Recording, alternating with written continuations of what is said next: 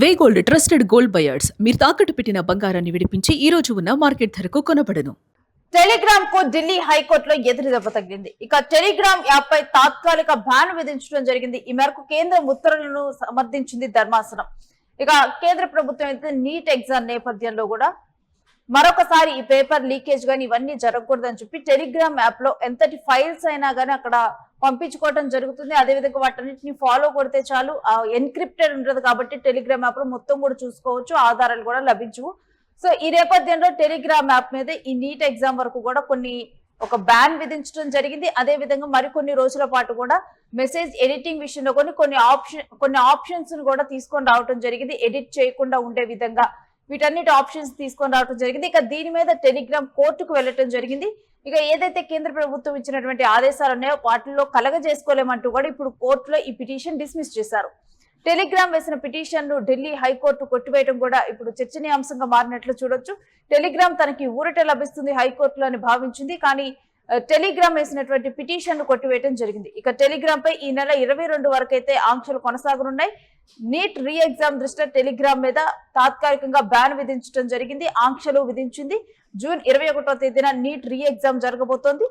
ఇక ఈ నేపథ్యంలో టెలిగ్రామ్ యాప్ మీద నిబంధనలు పెట్టడము, దీంతో కూడా ఈ టెలిగ్రామ్ యాప్ హైకోర్టును ఆశ్రయించడం జరిగింది. ఢిల్లీ హైకోర్టులో ఇప్పుడు టెలిగ్రామ్ యాప్ కి చుక్కెదురైంది.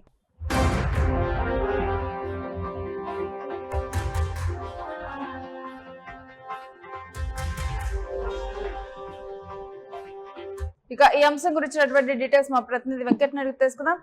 ఎస్ వెంకట్, ఎటువంటి వాదోపవాదనలు జరిగాయి ఈ పిటిషన్ మీద ఢిల్లీ హైకోర్టులో?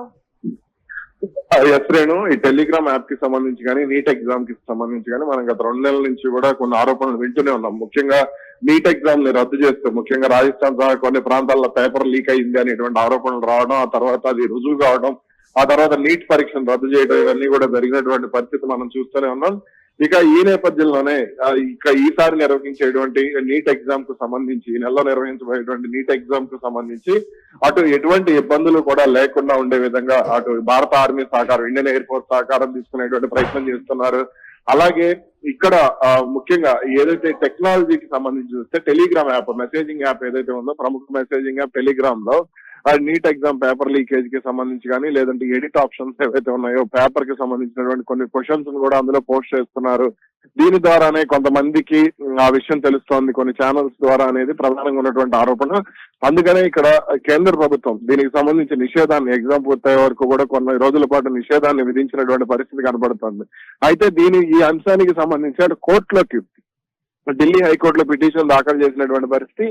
కానీ ఇక్కడ ఏదైతే తమ యాప్ మీద నిషేధం విధించడం కానీ లేదా నిబంధనలు విధించడం కానీ కరెక్ట్ కాదు, అలాగే మేము అంటే దీనికి సంబంధించి మీరు ఈ ఐటీ యాక్ట్ ను ఉల్లంఘిస్తున్నారంటూ కూడా కేంద్ర ప్రభుత్వాన్ని టార్గెట్ గా కొంత ఢిల్లీ హైకోర్టులో వాదనలు వినిపించింది. కానీ ఇక్కడ టెలిగ్రామ్ వాదనలు మొత్తం కూడా కొట్టివేసినటువంటి పరిస్థితి ఉంది. ఎందుకంటే ఇక్కడ కేంద్ర ప్రభుత్వం తీసుకున్నటువంటి నిర్ణయాలు ఏదైనా సరే, ఏ అప్లికేషన్ అయినా సరే లేదా ఏ సమాచార వ్యవస్థ అయినా సరే అటు ప్రజలకు ఇబ్బంది లేకుండా ఉండే విధంగా, భవిష్యత్ తరాలకు ఇబ్బంది లేకుండా ఉండే విధంగానే ప్రభుత్వాలు నిర్ణయాలు తీసుకునేటువంటి అవకాశం ఉంటుంది. కాబట్టి ఈ విషయంలో తాము జోక్యం చేసుకోలేము, అందుకనే మేము పిటిషన్ ను కొట్టేస్తున్నాం అంటూ కూడా టెలిగ్రామ్ కి ఢిల్లీ హైకోర్టు స్పష్టం చేయడం జరిగింది.